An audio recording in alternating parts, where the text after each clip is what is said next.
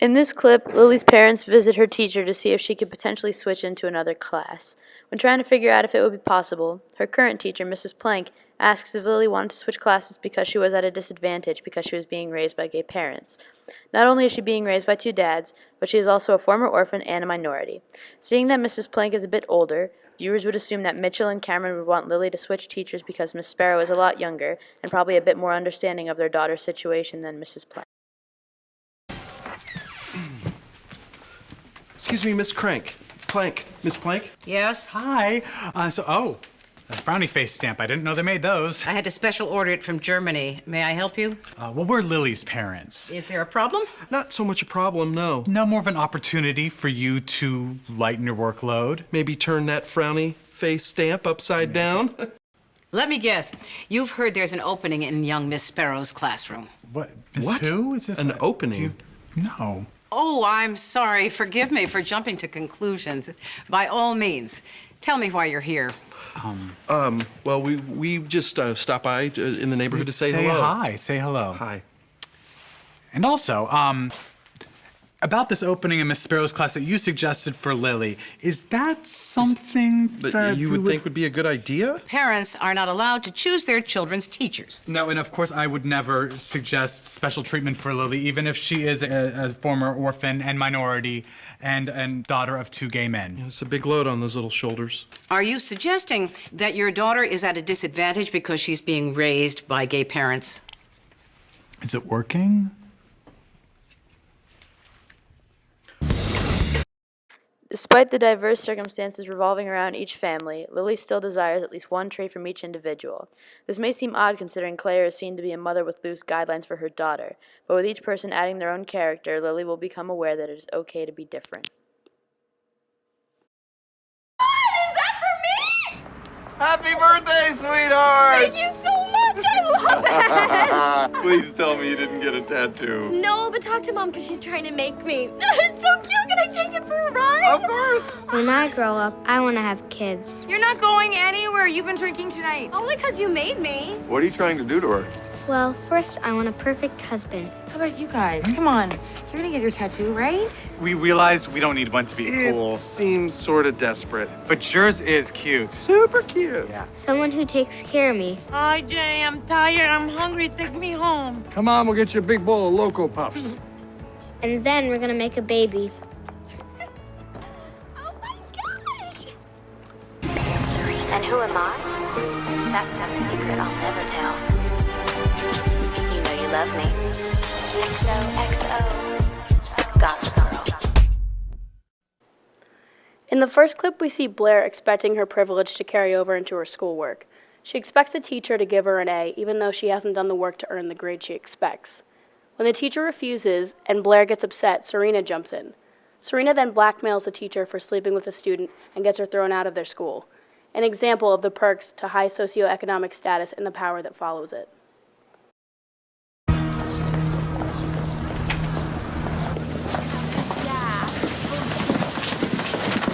This is a B. Yes, it is. You're new here, so you don't know how it works. I have a feeling you're about to explain. Second semester seniors get a free pass, like pregnant ladies or 14-year-old Chinese gymnasts. Constance wants their students to get into the best colleges. That's why this free pass exists. The headmistress, if she knew about this grade, she'd wrap you on the wrist. Maybe in time I'll get in trouble for not inflating grades like everyone else, Miss Waldorf. But until then, I'll give them based on merit. I need to keep my GPA perfect to get into Yale. You should have thought of that before.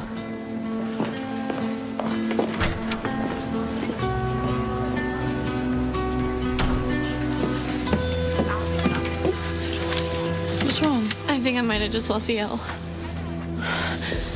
What am I gonna do? I didn't apply anywhere else.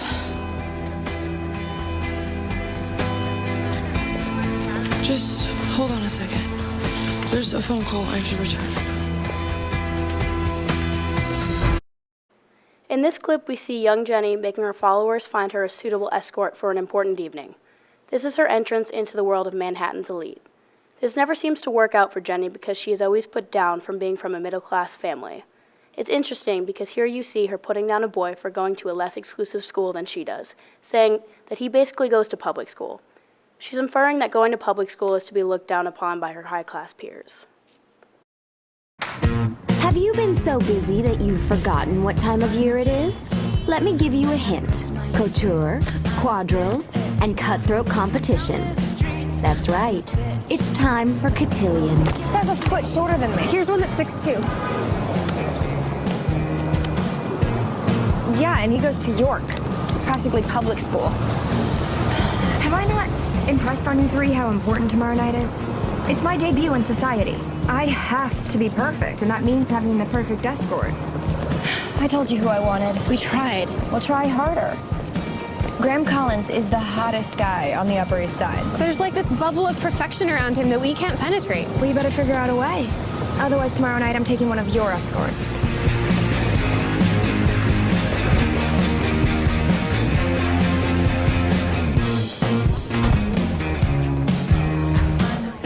Just like the mob, New York prep schools have their own 5 families. You may be the John Gotti of Constance, little J, but that doesn't mean you'll ever be part of this Cosa Nostra. Oh my God, everyone's here. Come on, let's go say hi.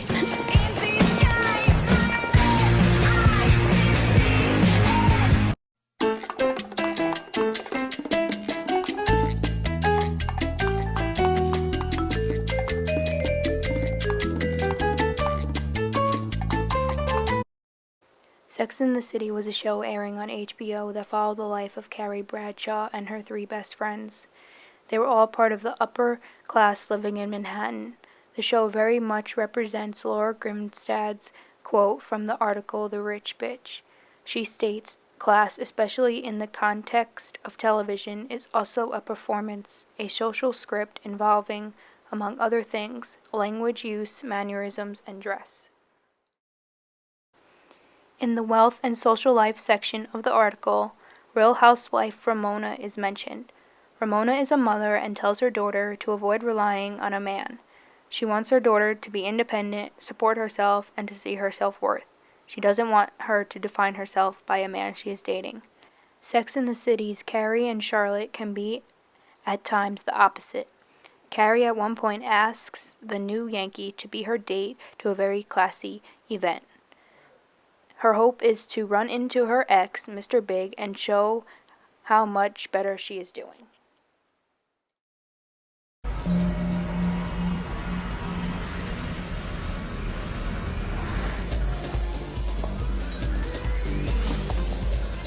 What's wrong?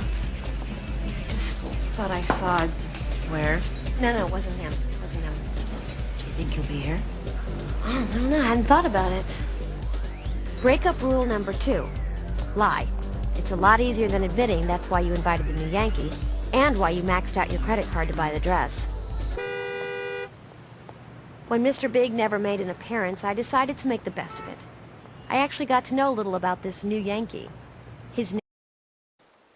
Charlotte is seen in this next clip obsessing over marriage. She wants to love and be loved by Prince Charming. She has taken up reading about how to find her perfect mate. Her actions contradict what Ramona is trying to instill in her daughter. I don't believe this. Now we're dumping guys for being too available. This is all solid proof of what I've been reading in this great new book. It says that if you really want to get married, you shouldn't be spending so much time around dysfunctional single women. Marriage Incorporated.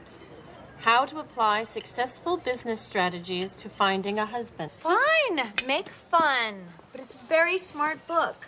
It encourages professional women to approach finding a mate with the same kind of dedication and organization that they bring to their careers. I'm more a student of chaos theory. Anyway, if you don't see as much of me, it's because I'll be spending more time with my married friends. The last clip supports the idea presented by Lee about the division between Real Housewives and Sex and the City. As seen in Sex and the City, the girls seem to have it all. Great friends, successful careers, some sort of romantic relationship, and a very active social life. The Real Housewives seem to have it all too, but unlike Sex and the City, they often betray their friendships due to their desire for more materialistic things. It felt really sad.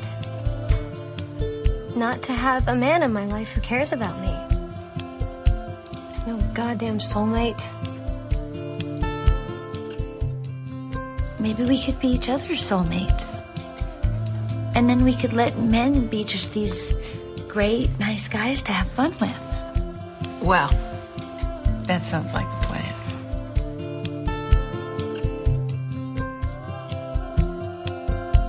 Carrie? Will you take the ring? I will.